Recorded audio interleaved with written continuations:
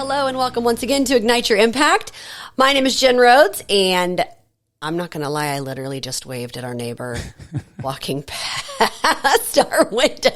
Well, hello, neighbor. Hello, Hi. everyone listening. Happy New Year. Hi, Josh and Megan. I'm waiting for him to be like, where's Sully? All right, guys, Happy New Year. January 5th is when this episode drops. The New Year is here. I hope everyone had a fantastic Christmas.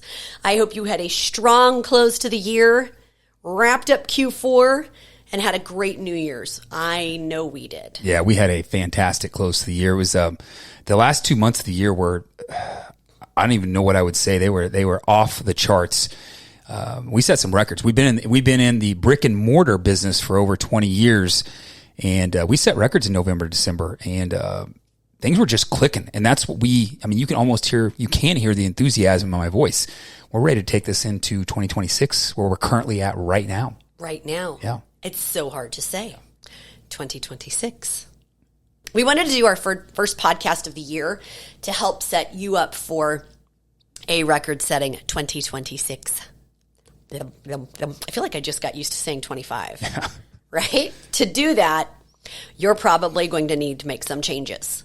But we talk about it a lot. Change is so interesting.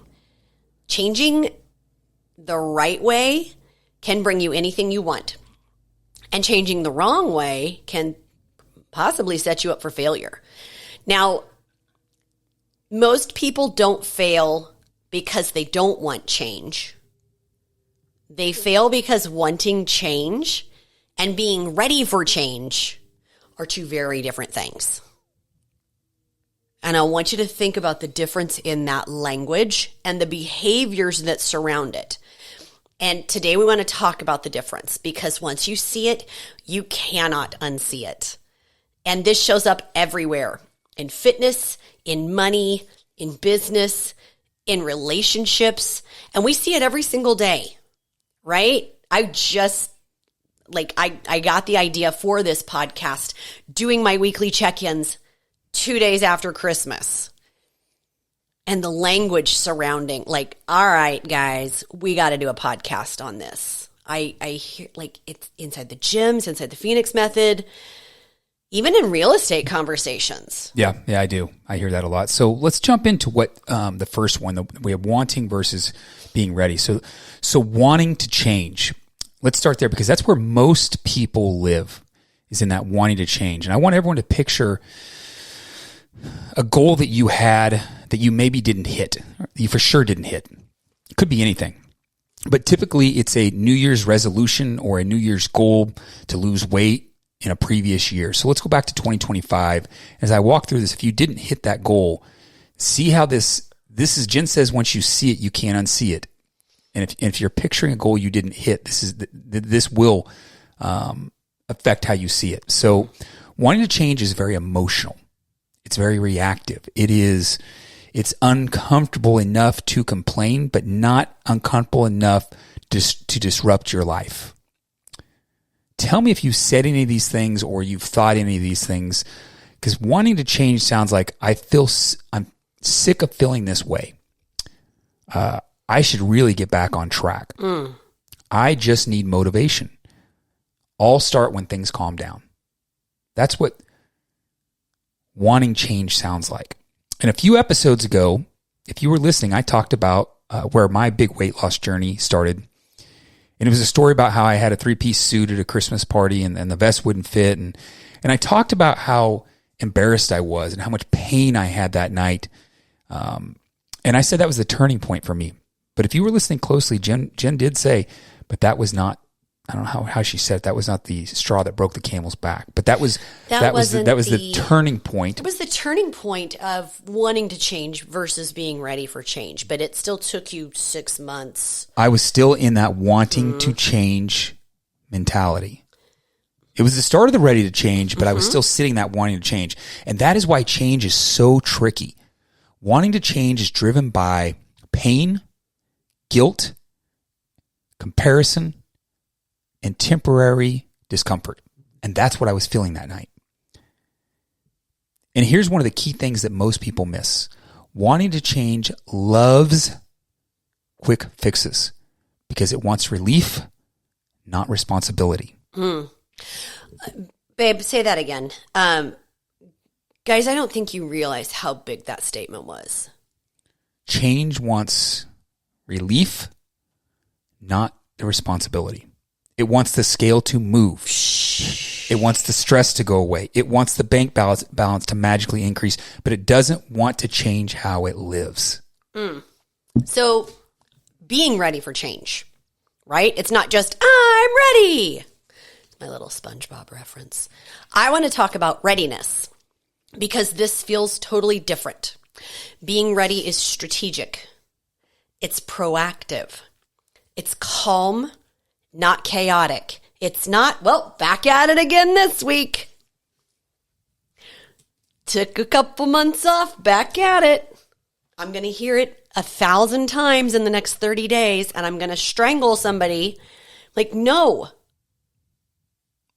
It's calm, not chaotic. Being ready sounds like I'm willing to change how I live, not just what I do.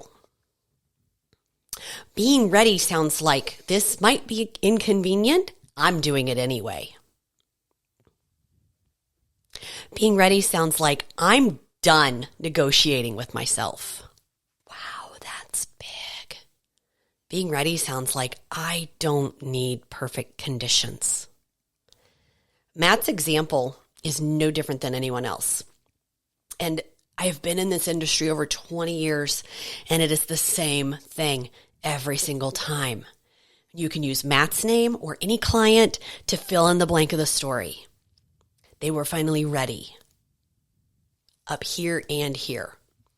When they decided to go from an emotional decision to a strategic, flat-out boring decision, they moved with real action that gave them real, lasting results. It's when you are ready. And being ready is driven by self-respect, long-term thinking, identity shifts, and systems over emotions. Readiness is the moment when the pain of staying the same finally outweighs the discomfort of change. It's not dramatic. It's not emotional. It's just clear. So let's make this real. Wanting to change in fitness, right? We're describing the wanting again. Wanting to change in fitness looks like jumping in head first into 75 hard or detoxes or extreme cardio or intermittent fasting. Wanting change looks like I'll be perfect Monday. Monday, ooh, it's planned. It's perfect. All or nothing training. You know how much I love that. I love all or nothing. I think it's great. It's so healthy. And then using workouts to punish yourself or emotionally regulate. Yes, I'm talking to you. If you need to run to clear your head or stay sane, that's not healthy. That's wanting change. And the result is short-term scale movement. Short-term, but you plateau, don't you? Burnout. That sounds about right. Rebound. And then what? The shame train. That cycle. Now, you know I'm telling the truth, and I won't say it if I don't mean it, guys. Right? Because we have all probably done this. I'm going to throw us in this mix. We are not perfect. We've learned. We've changed that behavior pattern. But you wanted change. You jumped in hard or fast, and then you got on that cycle, that terrible cycle. Yeah, and the readiness to change, as Jen said, looks totally different. Being ready to change looks totally, totally different. It's training that matches the current capacity. It is nutrition about... Hold on. That in and of itself, I think, nails everything. Training that matches current capacity. Guys, right now, we are maxed in terms of time capacity. Like, Matt and I are really, really, really busy. And our training, we still train, but our current training goals matches that. This is all I can give, but we're consistent with it. Yeah. Keep going. Well, the next one was nutrition that is built around a real life. Oh, hey, we're nailing that too. I mean, that's a big one that when you start going into the cutting the carbs and all these things, well, you know what happens when you have a night out? I mean, I want a sweet treat. You got to be nutrition built around a real life, not a fitness influencer. Consistency over intensity. That's a big one too. Huge. And Huge. Emotional regulation outside the gym. Those are what readiness looks like. And Jen always says, we don't chase fat loss, we build capacity. There's a lot in that statement. We don't chase fat loss, we build capacity. Ready in fitness means you're willing to eat enough to fuel your progress. That may sound strange, but I guarantee every conversation we're going to be having over the next 60 days, people are probably not eating enough. You stop using exercise as just a therapy. Should exercise be a therapy? You should feel good, yes, but you don't use that as your only therapy. Right. Let's work on the shit outside the gym. Yeah. This is a big one. I put out a reel today, and this hit with a bunch of people. You accept slower progress to get permanent results. Nailed it. Yeah, this is key. So wanting to change asks, how can I lose the weight? Did anyone just say that 4 days ago, January 1st? How can I lose the weight? Where being ready asks, who do I need to become so this weight never comes back? Totally different. You can't unsee that now. This wanting to be versus ready to be concept shows up everywhere in your life. Jen said that earlier. So you can use this to anything that you're trying to achieve. Any of those goals that you have this year. Take finances for one. Wanting to change finances looks like I just need to make more money, or flashy investments, or side hustles, or avoiding bank statements, or emotional spending followed by guilt. Just like emotional eating. This is why it's the exact same thing. It doesn't matter whether it's fitness, it doesn't matter whether it's finance, it does not matter. Emotional spending followed by guilt. The result is inconsistent income, stress, avoidance, and feast or famine cycles. I'm talking about finance. That sounds just like fitness. Mm-hmm. You know, I remember I don't know if I'd call it a flashy, but an investment we did. It was kind of flashy. We wanted to make some quick money, and it followed this exact same thing. And we jumped into the bandwagon. We dropped $100,000 into crypto, and it's inconsistent and it's stressful. We watch it go up and down every day. Now, I will tell you that investment set us up for how we look at everything from now on out. Yes. Yeah. Yep. Not our costliest learning lesson in business, but it definitely was a $100,000 learning. Yes. Right? So now we follow the readiness approach. And this is what it looks like. Willingness to look at numbers without emotion. I will say that gets very challenging. And we have to do it when we're both ready. Yep. Right? Budgets, automation, intentional spending. How impressed were you with my Christmas spreadsheet? Like, everyone got the same amount of gifts. Every spending was within a certain, like everything was intentional. Yeah. Right? It's impressive. Thank you. Delayed gratification. Right? Investments are just like fat loss, man. It's going to probably take more than 6 months to get where you want to go. Yeah. It really is. And long-term wealth over short-term dopamine, right? Like, we don't gamble. We just don't gamble. It's not how I want to chase a high. Because the minute I lose, I'm like, well, that sucks. I want to go home. And we're not good at it. We're not good at it. Dolly Parton slots are fun. But we don't gamble. So it's like long-term wealth over short-term dopamine. I would much rather spend my money on shoes, right? Give me some Louboutins. Same principle with fitness. We don't chase income. We build financial structure. Readiness means you track before you optimize. You remove emotion from money decisions. This has been a great practice for us this year, especially, right? Because, the first part of the year was pretty challenging. We had some hurdles to overcome. And once we removed our emotion and jumped back in doing the boring shit that we knew we need to do, holy crap, records. You stop outsourcing discipline to motivation. The same woman who can't stay on a plan with food usually isn't failing. She's unstructured. And the same is true with money. Now, notice I didn't say undisciplined. Unstructured. The same is true with money, right? We're going to plan for some fun in there. If brownies bring you joy, I want to make sure you've got brownies in your plan. It's not discipline, it's structure. So to bridge this, or to show you kind of where everything clicks, right? Guys, I'm getting to the good part, I promise. Wanting change is outcome focused. Lose weight, make more money. I want to feel better. Sorry. I'm just getting myself ready to hear it for the next 30 days. I just want to feel better. Being ready is identity focused. I'm a woman who trains consistently. Maybe not 365, but 300 out of 365. I'm a woman who trains consistently. I'm someone who plans her money. I act in alignment, especially when it's boring. And the entire premise of the Phoenix method teaches systems over motivation, capacity over punishment, huge, and identity over outcomes. We don't want to overhaul your life.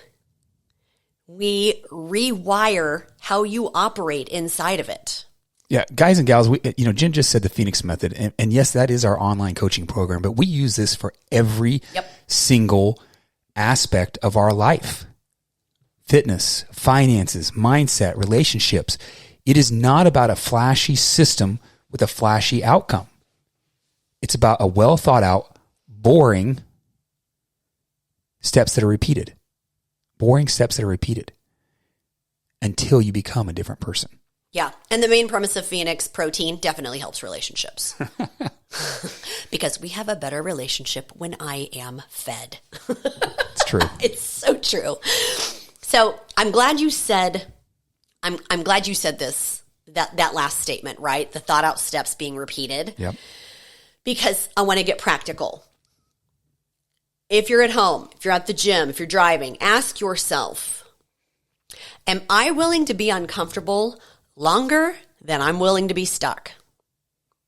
Am I willing to be uncomfortable for 6 months versus I was stuck getting ready for 6 months, right? Are you willing to be uncomfortable longer than you're willing to be stuck? Am I willing to change my habits, not just my goals? Am I willing to stop negotiating with myself daily? If you've been wanting change for years, that's not a character flaw. Being ready is a decision. And once you make it, everything gets simpler. Yeah, Jen said getting real practical. Well, let's get real practical and real boring, which will create results. Create one non-negotiable standard. Daily standard, non-negotiable. Not a goal, just a baseline. It's a baseline. Most people fail because it feels optional. When it's no longer optional, that's when you start getting real results. One daily standard removes 80% of the decision fatigue. An example in fitness, 20 grams of protein in your first meal. Jen just mentioned protein. That's one example of a baseline. It's because I'm hungry. Or you're going to take a 10-minute walk after lunch every single day. Mm-hmm. You're going to strength train 3 times a week with no making it up. Those are just baselines in fitness. And in finances, it's checking your accounts once per day. Not for judgment, but checking them so you know where you're at. $10 to $15 to $25 transferred into savings every single week or every single month, whatever it is. It's a baseline. Making a long-term investment that is boring. This is just what I do. It's a baseline example. Yeah. Next, you shrink the time horizon. It's boring but it works. Stop asking, will this work long term? Start asking, can I do this today without resentment? This is the silver bullet. Can I do this today without resentment? Consistency is built in 24-hour chunks. Why this works. Readiness thrives on clarity. Big change happens when today stops feeling heavy.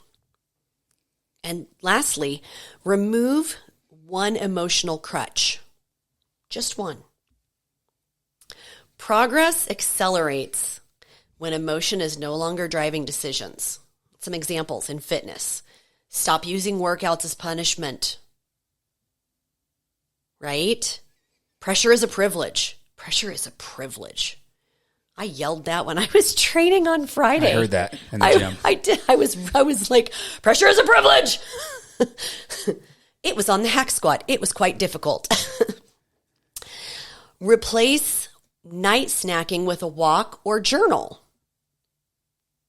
And a ton of water. Do you see me chug before I go to bed? Yep. It's because I don't want to get up I want to get up in the middle of the night and go potty, but I don't want to snack. Eat enough earlier in the day. And then finance, pause impulse purchases 24 hours.